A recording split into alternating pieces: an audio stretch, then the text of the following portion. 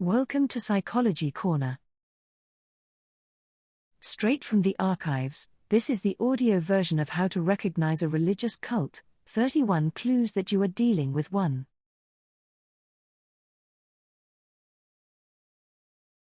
Disclaimer. The information presented in this article is for educational and informational purposes only and reflects the author's personal analysis and opinions. It is not intended as professional, legal, or psychological advice. If you believe you are in a harmful or dangerous situation, please seek immediate help from qualified professionals. Viewer discretion is advised. How can you tell if a group of people who seem to share many of your beliefs, values, and goals is a genuine supportive social environment or one that has a rather hidden or peculiar agenda of its own? Personal stories of many people who have been brought up in religious cults or who have willingly joined as adults have shown that, most of the time, life in these communities is not as idyllic or as enlightened as one would have imagined or expected it to be. Given the fact that many times, the struggle to separate from a religious group has generated significant psychological turmoil or produced direct physical harm to active or former members or their loved ones, I think it is safe to believe that not many would willingly join a cult if the group's agenda and methods were openly presented to the general public. Anyone can be targeted by a cult or can become a victim of a religious sect. Sometimes, the methods of a cult can be rather naive and easy to spot, but other times, their modus operandi is really complex and can confuse many people, regardless of their intelligence level or academic or professional training. So what can one do in order to minimize or eliminate the chances of becoming a victim of a religious cult?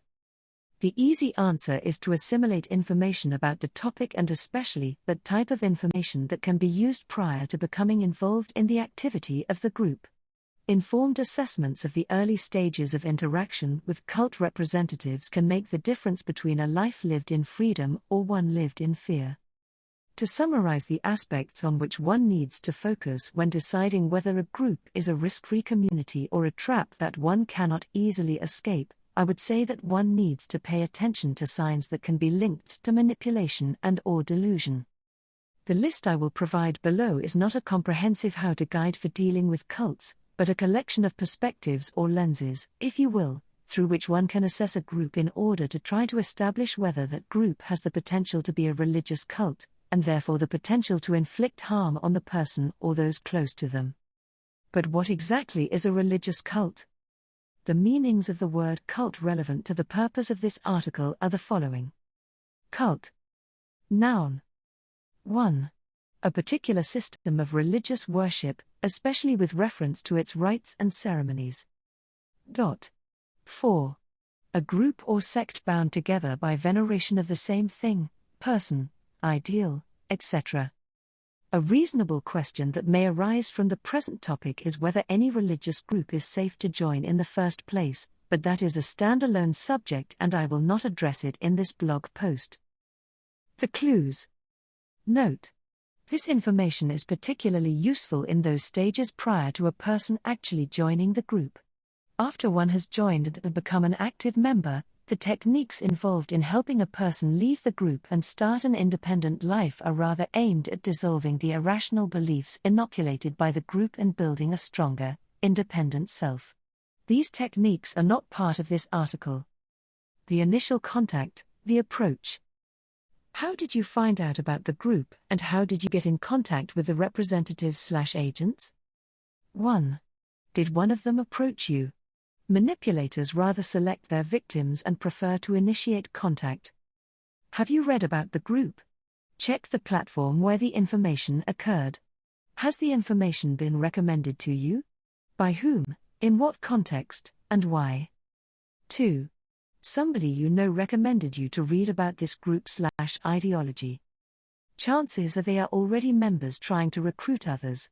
Of course, someone you know may have stumbled accidentally upon a piece of information regarding a group or set of beliefs and thought you might be interested, so they refer you to it, but that is rarely the case of cults, who often operate in the shadow. So, when a person actually directs you toward a specific website or hands you a book or leaflet, it is rather sensible to consider that they've already resonated with the message in those materials. And that, in this context, most of the time, happens with members of groups. 3. Somebody you don't know approached you and recommended you read, listen to, or watch a material regarding the group. Consider why a complete stranger would start talking to you almost immediately about their beliefs and the amazing benefits of their newly found source of happiness, quiet, and success. It usually means that it's a pretty important part of their life. And when religious beliefs take over one's life, we may be talking about a radical approach to religion. Cults are known for that. 4. Were you invited to a presentation for something? This technique is a winner among cults, sects, and shady business ventures. Their agents will invite the targets to private presentations for things they will not explicitly name. It may be as vague as something that will definitely interest you, something that will change your life, an amazing thing I found, something that is only available to a selected few, etc. The vague formulation is needed for two purposes: to generate curiosity and provide a veil for the real subject.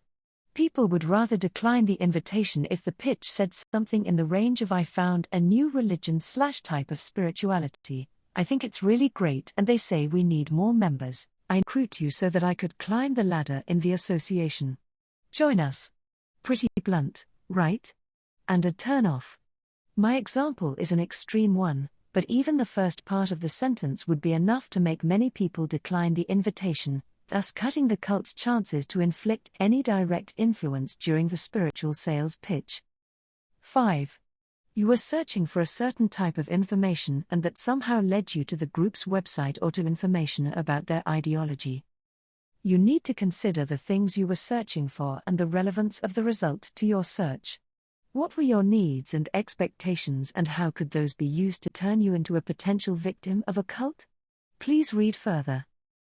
The initial contact, the presentation and public image of the group. Analyze the information that you found so far about the group. 6. Is it a strong public image? Who mentions the group, online and offline, and in what light? Is information about the group mainly generated by its leaders? If so, why aren't regular members openly talking about it? Is the information provided in an anonymous manner? Why isn't anyone claiming responsibility for it? Also, consider the level of transparency about the official information regarding the organization, location, headquarters, contact information, main figures/representatives. Is there a reasonable motivation that would justify any of these elements missing? Also, be aware that most cults operate in the shadows. They are not all as bold as the Church of Scientology is. Therefore, you may not even find official materials about the group or the ideology. They may be conveyed only by their members, through discussions and presentations. At the same time, not all organizations that fail to have a strong or favorable public image are harmful, they may be just badly organized or represented. 7. Would you like to be associated with that image? Does it fit your image of yourself? 8. Are there any negative rumors about the group? Although there are situations in which people may have their own reasons to try to falsely present persons or organizations they were previously linked with, pay attention to any testimony or information that may be genuine. There may be a person or a group of persons who are willing to disclose information about their present or previous experience with the group. What they have to say may help you or others avoid becoming a victim of a dangerous group. The initial contact, the triggers. For manipulation to work, certain aspects need to be activated by its message. The manipulative message contains a trigger or triggers that will activate relevant features or thoughts in a person's mind. Let's take a look at some of these triggers. 9. They make you feel special. Messages will contain the idea that membership to this group is reserved for special persons who display certain traits. Only those with an open mind are able to understand messages of spiritual nature, only those with a high level of intelligence, only those who are ready. Not everybody will understand this, but you can, etc. They will make you feel you are part of an elite who has access to hidden and important messages and to a lifestyle not meant for the ordinary. 10. They may seem to offer emotional support. We know what you are going through. We need to stay together and get through this together. 11. They make you feel accepted and included. They chose you to be on their team, didn't they, so you are important to them. 12. They seem to provide a nurturing social environment. We will be here for you when no one else will, we have the same values, we have the same goals, etc. 13. They aim to offer protection from people or contexts that were problematic for you before. You will never have to deal with certain uncomfortable things again. The group will make them go away. Also, the group may consider itself and its practices to be above the law. Many times, they may use faith to justify actions that are against the law. The hook, the promise. The triggers may work at a subliminal level and one may not be aware of the emotions being activated. But the things these groups claim to achieve, the promises they make on behalf of the group or religion, those are usually direct and aim to seal the deal regarding membership. Basically, this part will let you know, at least partially and in a favorable manner, about the way your life is expected to change after you join the group. 14. Hidden knowledge and/or specific abilities. The group may claim that members hold information that is not accessible to other people or that the means they have in order to receive that information is specific to the group. Because these are religious cults, the information usually regards scenarios about the end of the world, modality, dates and perhaps way to survive it or to pass in the afterlife with a privileged position, and the means is often of supernatural nature, spiritual communications with certain deities or spiritual beings. Also, members may be trained to develop alleged supernatural abilities, like being able to communicate with supernatural beings. Most of these claims fall in the delusions category. 15. Promises of personal success.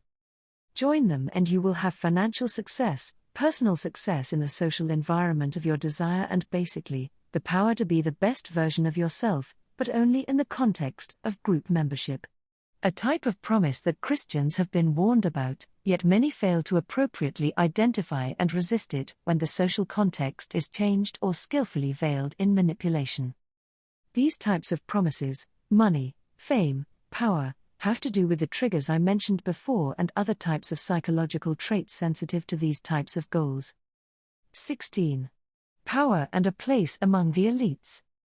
Although I could have included this section in the previous one about personal success, I think power at a social, hierarchical level needs to be mentioned separately when talking about religious groups, since it is one of the strongest baits they use to lure people in.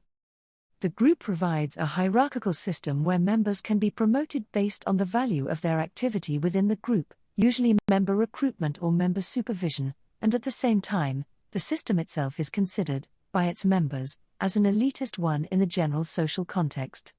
You are in one of the best groups there are / the best group and you can become the best in that best group.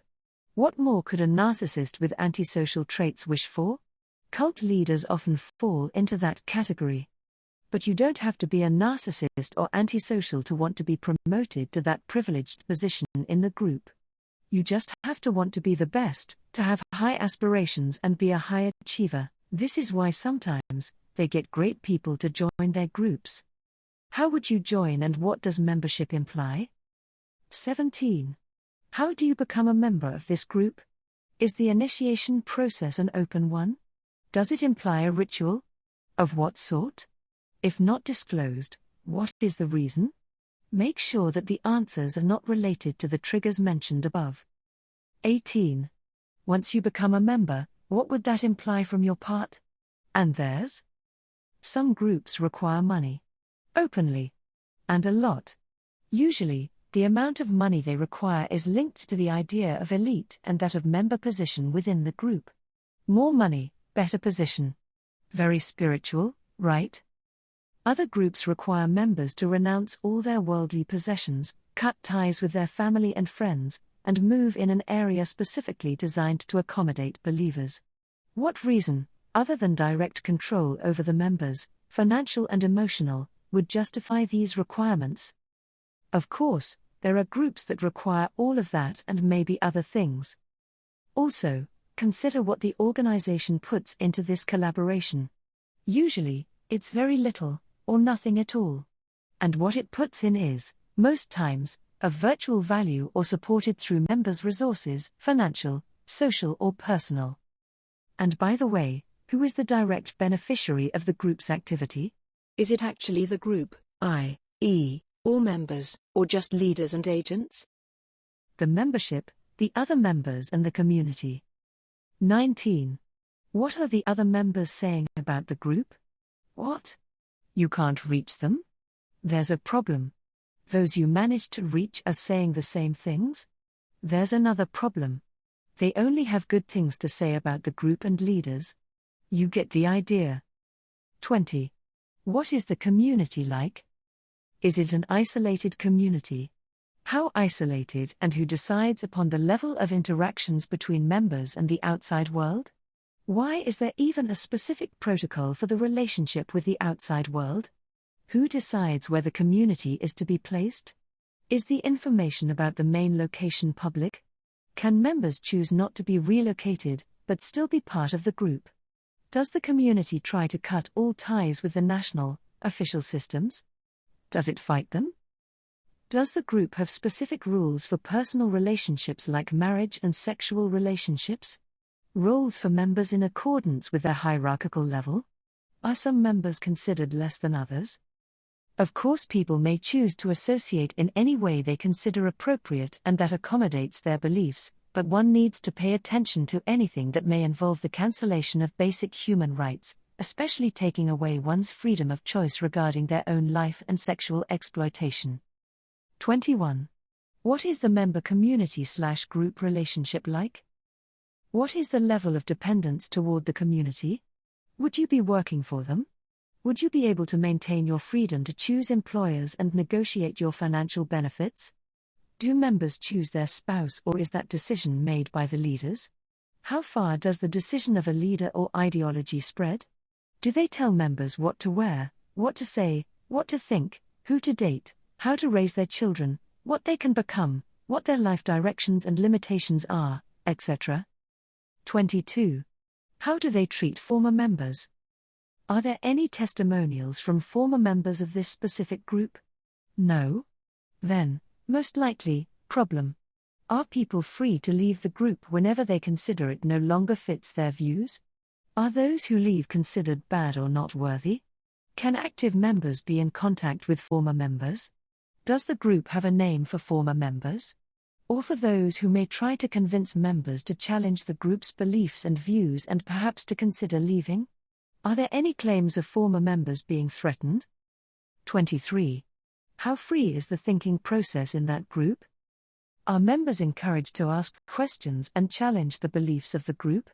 Is there any critical analysis made by the group or active members regarding the methods and claims of the group? Do their views change if new data arise? Are members supposed to only receive and accept information? Can they generate information?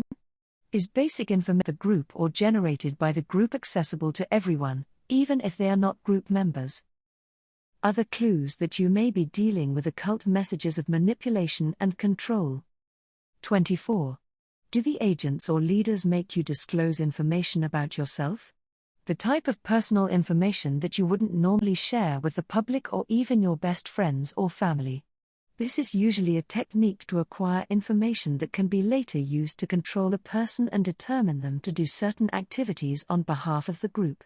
The price of not doing what's been required of them would be to have that personal information released to the group or the general public. It's blackmail material.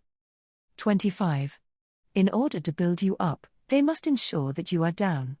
Future members or active members of lower ranks may be told that they are unevolved beings and that it is only through the group's influence that they may reach enlightenment and their full potential. 26. A religious cult's religion or perspective upon life may be presented by its agents as the only true religion, and they can also present themselves as the only holders of truth. 27. Sometimes, in order to make the group come together, cult leaders and agents may create and present to members a common enemy, the government, a spiritual being, other persons who may oppose the cult's activity, etc. 28. In order to convince members to cut ties with their friends and families, cult leaders and agents may present them as enemies or as people who hold the future group member back from achieving their full potential. 29. Many times, cult leaders and agents do not stop at creating/considering just an external enemy, but many times, in order to be able to control the members, they turn members against each other. Even the idea of internal hierarchy enables that view. Members need to be better than others in order to climb the social ladder, but the type of values needed in order to be promoted in these groups may be very different from those active at our workplace, in our education system, or society altogether. 30. Humiliating and discrediting members and non-members may be a control technique used by cults in order to make them obedient members and silence the voices of opposers, rather non-members. 31. Mainly, religious cults will promote submission over assertiveness, dependence over independence, immature behavior over responsibility and growth. Of course, many of the things I've mentioned would not be openly disclosed by agents themselves, especially before recruitment, and most definitely, not in this manner, but I decided to enumerate a variety of ways in which a religious group can try, and succeed, to control and inflict harm on their members, because some of the readers may have encountered different types of information about certain groups, from agents, active or former members, and additional information can help them confirm some of their doubts. The critical analysis of claims. So, the cult, among other things, makes some promises of fame, success, money, happiness. Do the lives of group members, regular members, agents, and leaders support these claims? Are the members famous? Are they successful in their personal and professional lives? Do they live in abundance? Is this valid for all members of the group or just for leaders and recruiters? Are those claims true, or expression of manipulation and hypocrisy? A critical analysis of claims and of any other messages conveyed by a person or a group, through its representatives, should be run before any major life decisions are made. Some statements may sound amazing and may seem like the perfect solution for your life's struggles or a beautiful, idyllic, healthy values-driven way of living, but words are not necessarily the expression of a genuine intention, agenda, or method. Therefore, critical assessment, in order to decide whether there are underlying messages hidden in a miraculous statement or promise that seems too good to be true, is needed, especially when one's psychological and sometimes physical well-being, as well as their entire independent living, may be at stake.